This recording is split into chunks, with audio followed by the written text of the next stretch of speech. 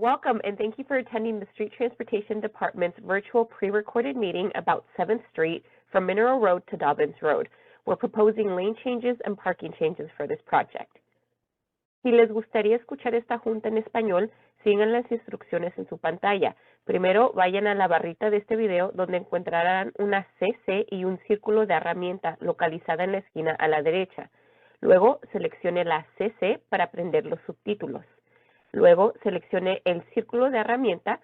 Le abrirá una ventana con opciones. Next slide. Ahora, seleccione la palabra Auto Translate. Le saldrá una lista de idiomas. Aquí seleccione su idioma preferido. Por ejemplo, seleccione el español. Ahora ya se cambió los subtítulos para tenerlos en español y poder escuchar esta junta en su idioma preferida. My name is Vivian Padilla, and I am a Public Information Officer with the City of Phoenix Street Transportation Department, and I am your host for today's pre-recorded meeting. On your screen, you will see a list of our panel members associated with this project. We have Keeney Knutson, Mariel Brown, and Carl Langford. Now on your screen, you'll see an agenda that we will be following for today's pre-recorded meeting. First, you'll hear from our department director, as well as learn about the proposal schedule we're working with. Then we'll provide context, and we'll also provide details about the proposed changes, and then we'll share how you can share your thoughts with us about this proposal. So let's go ahead and get started, and you will now hear from Keeney Knutson. Hello, I wanted to thank you for joining us, and however you're interacting with this presentation, and thank you for participating in advance. This is an important effort underway as we have a lot of important projects going on, and we need your input and your feedback.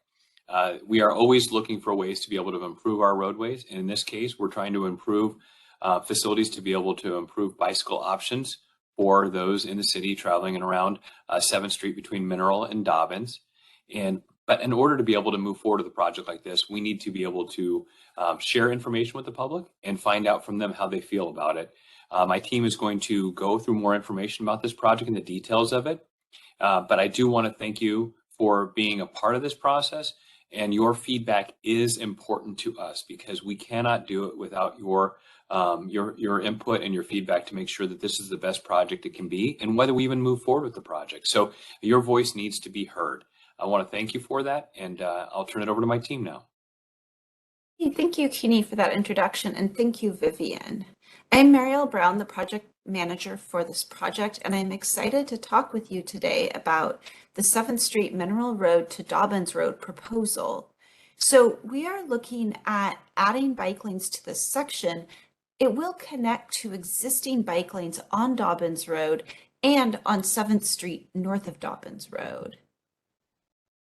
For this proposal, we are launching public outreach on November 17th, and it will be open through December 15th. We will have a survey that's posted alongside with this video. Once we hear from the community and understand what people want to see, we'll get back to you with the decision in winter or spring of 2023. And then any proposed changes will come after that. If we do go forward with the proposed changes, they would be in spring or summer of 2023 after sharing a decision with the community. This is part of the City of Phoenix's Complete Streets approach to designing streets. We have a policy that requires us to design streets with walking, biking, transit, and driving in mind. And the goal is to create a network of connected streets that are safe and comfortable for everyone. When we look at bike lanes, and when we look at streets overall, we're not just looking at, is there a bike lane, but we're looking at who will feel comfortable using a bike lane. Right now, 7th Street doesn't have bike lanes in this section, and it's really comfortable for only the most assertive riders who are okay riding in traffic. When we look at adding bike lanes or separated space, it opens up the opportunity for more people, including those people who may be interested in riding a bike, but might not be interested in riding a bike in the same lane as a car. So the first option is option A, no changes, and that would be leaving the street as is. So it's one lane of traffic in each direction, along with parking on both sides of the street. I do want to note that there are no front-facing houses on the street. It's side-facing houses and back-facing houses, so we don't expect to see a lot of parking used on the street, but it is legal to park on the street. Option B would be adding bike lanes, and in order to create space to add the bike lanes, we would have to remove the parking that is currently allowed on 7th Street. So we would still have one lane of traffic in each direction, and we would be adding a bike lane in each direction. And this slide shows you what the parking impacts will be. In this case, it's pretty straightforward. For option A, we will be keeping all of the parking in place as is. And for option B, we would have to remove the parking. But again, the houses along the street face to the side or to the back. So we anticipate that most people are parking in front of their houses and not actually on 7th Street proper. So with that, I'll hand it over to my colleague, Carl Langford, to talk about the traffic impacts. Thank you.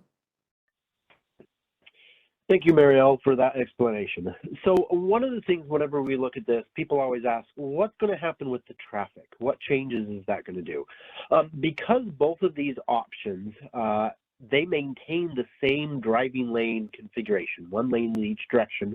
Option B will slightly narrow that driving lane as it will add those bike lanes into it. It won't make any changes to the lanes down at Dobbins or the intersection itself.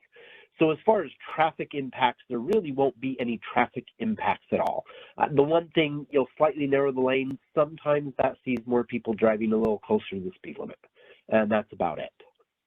So next slide. So then just to kind of summarize again, we have a survey that we'd like all of you to try to take after you watch this video.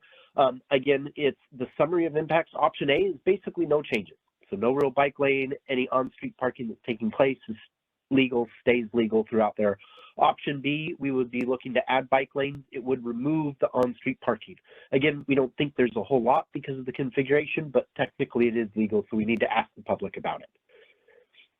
So with that, we'd like to turn it back over to Vivian to close the meeting out.